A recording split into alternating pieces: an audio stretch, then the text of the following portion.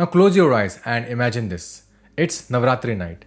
You're standing in a ground under the night sky and you see a diya flickering in the clay pot in the center of it.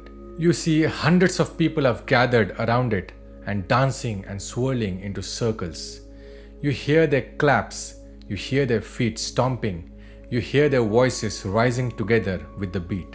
So tell me honestly, why do we lose ourselves to these beats every single year? Is it just a dance or something far more powerful? Something that connects to life, to science, and maybe even to the universe. So stay with me till the end because today we will journey beyond music and dance aspects of Gujarat's most famous festival. So let us start with something so simple but yet so deep. Why a circle? Have you ever noticed that Garba is always performed in circles and not in a straight line? So to understand this, let us go back to the Indian traditions. The word Garba is derived from the Sanskrit word Garbha, which means womb. Traditionally, people used to dance around these lanterns called garbaDeep. So that diya is not just for decoration. It represents the goddess herself, the divine feminine. And the circle isn't just random. It represents the Kala Chakra, the circle of life, death, and rebirth. But here's where it gets more scientific. People dancing in circles have their heartbeats align and their bodies starts to sync together. Researchers have also found that people dancing in groups have a better bonding and connections. So the next time when you enter into that circle, remember that you're not just dancing, you're entering into a living, breathing symbol of endless connection. Now moving on to our next, my favorite part, which is the beats.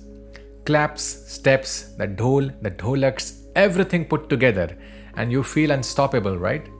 But have you ever noticed why this is very catchy and very addictive?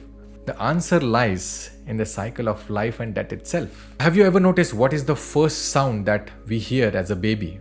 It's not the mother's voice, but it's the heartbeat when we were inside her womb as fetus. Yes, you heard it right. It's the heartbeat that is the first sound we hear as a fetus.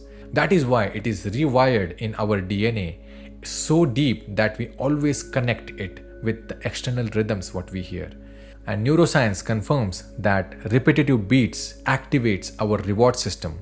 That's dopamine, which is the same feel-good hormone which we feel when we love or when we eat our favorite food or do what we like.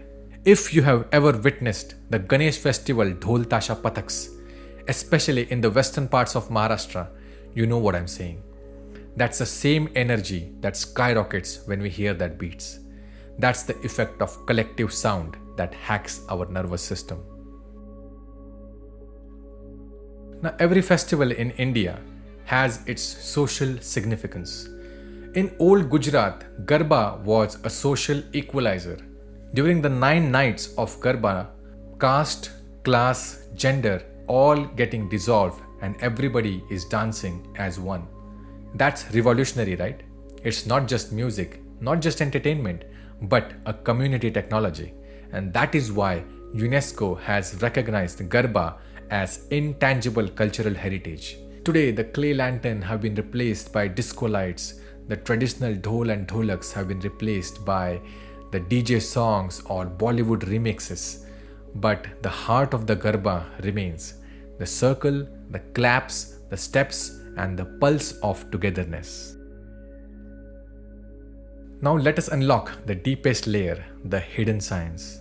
Psychologists call it collective effervescence, the how you feel when you get lost into that music or into that group. It releases oxytocin, the bonding hormone.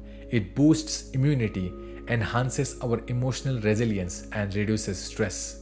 Researchers have found that the group rhythmic activities rewires our brain into the same rhythm. That is why after 9 nights of Navratri, people say that they feel lighter, happier, energetic, and detoxed. It's not just imagination, it's psychology and it's science. So here's my invitation to you. Next Navratri, when you hear the first drum beat, don't just stand there. Step into that circle. Feel your heart sinking. Feel your stress dissolving, feel the joy rising. And when you enter into that circle, you are not just moving to music, you are entering into something timeless, something our ancestors designed to remind us that together we are stronger, we are lighter, and we are happier. Because Garba is more than just dance, it's science disguised as celebration, therapy wrapped as tradition, and a joy encrypted as rhythm. And subscribe to my channel to get the latest videos where I will take you to the journey beyond music.